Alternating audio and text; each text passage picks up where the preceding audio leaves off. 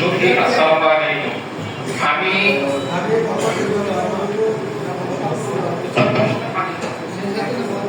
শপথ করিতেছি যে আজ 29 আগস্ট 2025 শুক্রবার আমি সমিতির নির্বাচিত সদস্যদের সেবায় সর্বদা নিজেকে নিয়োজিত রাখিব, গঠনতান্ত্রিক কাঠামো ভাঙিয়া চলিব, সমিতির প্রতি অনুগত থাকিব,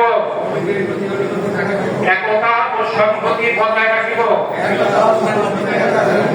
বাংলাদেশের সংবিধান এবং আইনের প্রতি শ্রদ্ধা রাখিব।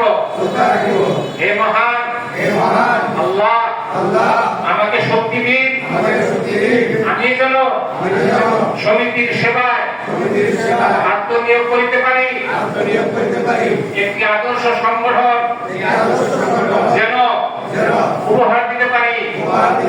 অনুষ্ঠান সফলতায় আপনাদের সহযোগিতার জন্য ধন্যবাদ।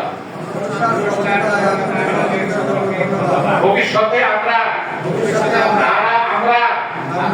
আরো উপনীত হইব আশা করি।